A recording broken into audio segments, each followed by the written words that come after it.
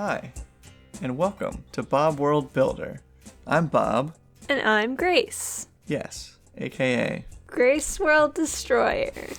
Shh, that's a secret now. Well, yeah, a lot of people who are watching the Frostmaiden stuff don't necessarily know that you're Grace World Destroyer, so...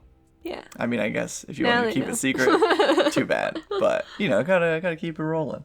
So, today, we're gonna play some Icewind Dale Rime of the Frostmaiden. But, it's not just any Icewind Dale Rime of the Frostmaiden. We're gonna be playing this mishmash, awesome starting quest that I wrote and collaborated on this little supplement with a cartographer guy, Jesper Nilsson Siren. There's going to be links to my actual video review of this supplement and to the supplement itself down in the description if you want to pick it up and support the channel.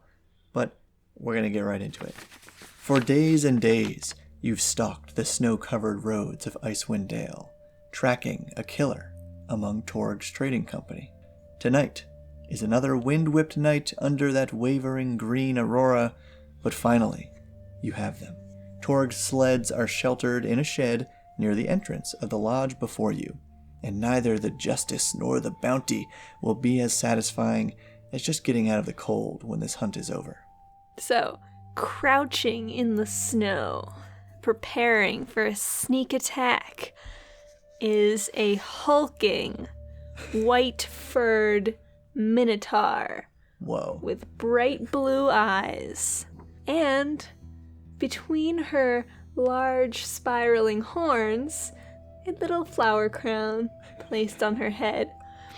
She wears blue shimmering robes and nothing else. She doesn't need to. She is a mountain-dwelling minotaur. She carries a quarterstaff, which has a vine of berries wrapped around it that glow ever so slightly. And her companion, also crouching in the snow near her, is just a very average-looking half-elf guy. Okay. And this half-elf guy speaks up to you. So, boss, this looks like it must be the place. Should we go inside? You see this large, basically like log cabin looking building, a couple small glowing windows, like glowing with firelight. This is, as you know it to be, the Trail's End Tavern. It's basically sitting at the crossroads between a bunch of towns in Icewind Dale. And we think the person we're looking for is in this tavern? Yeah, don't you remember? Sephek, this guy, we've been tracking him a while. He killed all these people, and, well, there's Torg's company's stuff right in the shed here. Right, yeah, of course. I remember. She adjusts her flower crown. Okay. Yeah, I mean, and, we were told we should pretty much just kill this guy. Aren't there going to be witnesses inside the tavern? Probably. That's why we're crouching, though, right? Right. Okay. Let's go. She stands up to her full 6'5" height, including the horns. Okay, so you lead the way through the main entrance. You see a small lounge. There's a little wood fireplace, a couple empty chairs, and a desk, behind which, on a little bit too tall for them stool, sits an elderly-looking, friendly-looking dwarf, gray braids tied under his chin, and he sees you immediately and calls out, "Oh, hello there, welcome to the Trail's End Tavern. Yes, if you'd like a room, they're 1 gold per room. 2 beds, though, so that'd be great for you. We have several open this evening, or if you're just here for a few drinks, right down the hall that way." He points down past all the bedrooms to a set of stairs. There's a few folks down there having a good time. Would the few folks include a man? And I describe Sephek exactly. Oh, yes, ponytailed, you say, darkish complexion. Yes, I did see someone like that. I think he stepped out for a bit, though. Stepped out where? Perhaps to go check on their sleds, I thought. It's been a little while, though, now that you say it. Okay, thank you. And at this point that I would like to cast Summon Beast. which lasts for an hour. And while we're standing there in the tavern, just kind of like wave my hands, and between them I create a spectral-looking snowy owl. Wow. Which then lands on my head and nestles there. Wow, that's a great trick, boss, says Flora. Says Flora, that's right, your assistant here. What did you say your name was again? Snowflake. Oh, it is Snow. Okay, got it. Okay, we walk out. You head right back outside into the night. What would you like to do? I want to check the sleds. Yeah, it looks like there's a big sled in there. That must be Torga's. This is the one you've identified earlier. It's got lots of boxes and barrels and things kind of tied to it. There's another dog sled in there, and there are a few dogs all kind of tied up in here, huddling together a little bit for warmth. Okay, but no Sephek. No, you don't see any people in here. Okay. I will look for tracks in the snow. 18. From near the shed, there's a lot of tracks kind of like going to and from it toward the door. Some of them much older than others. Like, it's a little hard to get sense of the age here with the winds blowing and yada yada moving around the snow. But there is one fresh looking set that heads from sort of the entrance of the tavern off in the distance toward what you can kind of just see in the dim green light in the sky and the moon shining through it, a little patch of woodlands out on the horizon. I think he went that way. You follow the tracks. Yeah. All right. Yeah, it doesn't take too long, and you're actually able to notice that these tracks are definitely a pair of like single human footprints, and they don't look like somebody wearing heavy boots, which most people do wear around 10 towns, which kind of lines up with what you've heard about Sephek having probably some connection to the Frost Maiden. Anyway, as you get closer and closer to this woodland, eventually passing through the tall pines and fir trees, the prince leads you to a quiet, open glade, dimly lit by the dull green aurora above. And all at once, you see this olive-skinned man with a dark ponytail, a tattoo of a woman's silhouette on his right forearm, crouched to one knee in the center of this clearing, his clothing far too light for the still and frigid air. This man is your target. Focused on a large rock before him, he plunges a poised, outstretched hand into the rock and immediately extracts a tiny blue figure, gripping this helpless Chewinga by the throat. The Chewingas! The man opens his jaw unnaturally wide as he stands and turns, blazing blue eyes landing right upon you.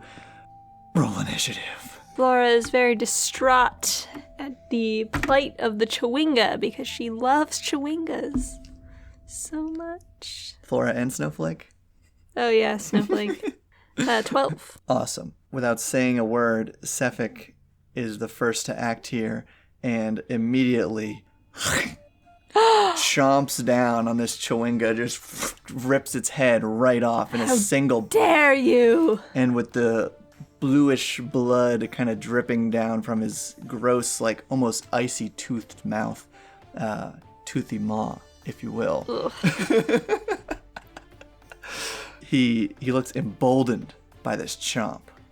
He raises a hand, palm up, toward the night sky, and like some icy fingers from the ground, two large spikes, just like giant icicles, lunge, thrusting up out of the snow around you and your friend. Both of you have to make dexterity saving throws.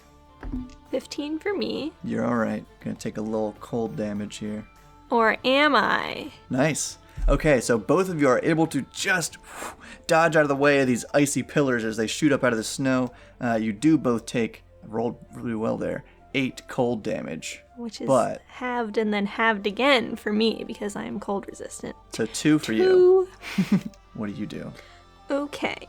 First, I use a bonus action to create a spirit totem. Whoa! A hawk appears and just begins flying in circles above what is to be the battlefield. I can use this hawk to use a reaction to grant advantage on an ally's attack. Whoa. And then I cast... Hopefully I picked at least one spell that doesn't require concentration, but I don't think I did. So I guess, produce flame. Nice. That's a good move. And I throw it. 15 to hit. 15 totally hits. You blast him in the face with fire. 5 points of fire damage. Whoa. And it looks like this icy guy hates fire. Good. And then the snowy owl, which I had summoned earlier, swoops in and scratches at his face. It's better to hit than I do. Oh, that was almost a 20. Only 8 to hit. And then, using its flyby ability, swoops back out without provoking an attack of opportunity. Very good move. Flora's turn. Flora, the average half-elf, has just a sword. He swords with it. He uses his sword as a sword. This time, I use my reaction to grant him advantage. So he rolls... that's a 19 or a 9, so... Yeah. 10 points of sword damage. Wow, so after you blast him in the face with that fire, and your snowy owl swoops by, just narrowly missing him, not wanting to get into the flames, Flora rushes up there and shing, just slices open some of his light, airy clothing. Billowy linen, Yeah. open Fabio shirt. Exactly. But he doesn't look hot. He looks undead and gross under this clothing. Ew. Yeah. Back to his turn. He's going to, actually, as your turn had just ended, try to hit you with one more ice spike as he kind of... Oh, and that means... It's only a 6. Yeah. So you are now, your leg encased in ice of the spike that just shot up. That's okay, I don't need to move anywhere. What? And you take 2 cold damage from that. And then he is going to rush up and slice you with his long sword. Flora also will made of get ice. An attack of opportunity. Yeah, he will. He will. Crit. Wow. Awesome. 11. Okay. And his attack was a 15 to hit, which just matches your armor class. So, boom, bam. So 9 damage total. 9. You know I can't do anything with the number 9. Grace is vulnerable to the number 9 I am. damage. So even though he's in melee range, I'm still going to use Produce Flame because it seemed like he really hated it. Yeah. So I just kind of produce it and then like shove it in his face. Damn it. Oh wait, no, that hit last time. 15. 8 fire. Whoa. Here comes a snowy owl again, but in a flanking position to myself, so advantage. 24 to hit. 11 points of piercing damage. And it swoops back out. And Swoops away. in comes Flora, right behind the owl, with another advantage attack. 8 points of sword. He's taking some big hits here from the whole crew, just pummeling him. He's going to use another special action here to just use his movement, not provoking opportunity attacks, to back up 30 feet away from all you guys and try to, yes, here we go, recharge his special little icy spikes again and try to bring him up from the ground. You're already still in one, so he's going to see if he can, just bring up 1 on Flora. So they make a dexterity saving throw. They're going to be stuck. Yeah, 11. So, and they take 3 cold damage from that. I mean, he's still right behind Sephek, so we're still flanking. No, Sephek just moved away. Yeah. And then from a distance, just try to whip an icy dagger. Yeah, 21 to hit. 6 plus 2 cold damage. You know what? I'm going to cure wounds myself. 7. I mean, I don't that's know if still there's pretty anything good. added to that. Flora's going to try to get free because Flora doesn't have any ranged attacks. So what? Just use their action to get free. Uses his action to pull his leg out. Okay. And then is going to just run up to Sephek and be like, Okay. ha! Sephek looks startled. His gaping, toothy mouth and shining blue eyes look frightened now. And Snowy Owl swoops back down from the sky where it's been circling with the hawk totem. With advantage because flanked. Yeah. 6 points of damage. Okay. It's really not looking good here. And he shouts out, "The Frost Maiden's work must continue." Bonus action, Misty Step away from Flora again, right up to you, and just, because you're still in the ice, you never got out of there. Yeah, I don't really care. Just use multi-attack on you, sword here. So the first one, 13, misses, and over a 20 hits. So with his long sword, 7 slashing, plus 2 cold. Already have. He looks a little reckless right now. Looks like he's getting desperate, but it's back to you. I would like to have Flora move up first before my produce flame attack, so Okay. advantage. So Flora's gonna come up and attack. Yeah, a little frustrated, chasing Sephek around this icy glade. 23 to hit. It's 11 points of damage. Okay. Sephek drops to one knee. Looks extremely weak. I'm gonna shove a produce flame right in his gaping mouth. Okay. Do you say anything cool? Yeah. I say, "This is much better for you than chewinga blood." Ugh. Okay.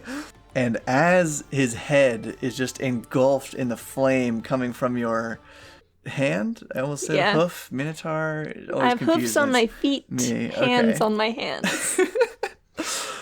Actually, you and Flora make a Constitution saving throw, as all of a sudden a white light just starts to emerge from Sephek's head. I rolled a 9. Actually, you're gonna take 6 cold damage. Flora takes the full 12, and as he's kind of like knocked back by this, and you are actually blinded by this crazy radiant light encompassing the glade, Flora sees a wisp of blue smoke and embers launch into the sky, apparently meeting the silhouette of a massive bird as it passes beneath the same cold light of the moon. Frost Maiden. And then, like a dozen chewingas just fink, fink, fink, fink, fink, fink, like all like fly up out of the snow and the rocks and the trees around you and tackle you like a bunch of playful puppies, healing your wounds. This is why I really did it. For the chewingas. For the chewingas. Anyway, that's it. Wow. And if you want to have a super fun encounter with Sephek with some extra awesome abilities and a bunch of other stuff that we kind of didn't get to, connecting him to the story more so in ways to really launch this campaign for your party, be sure to check out the supplement link below and the video review. Thanks. Whee! And keep building. Don't. That's the end.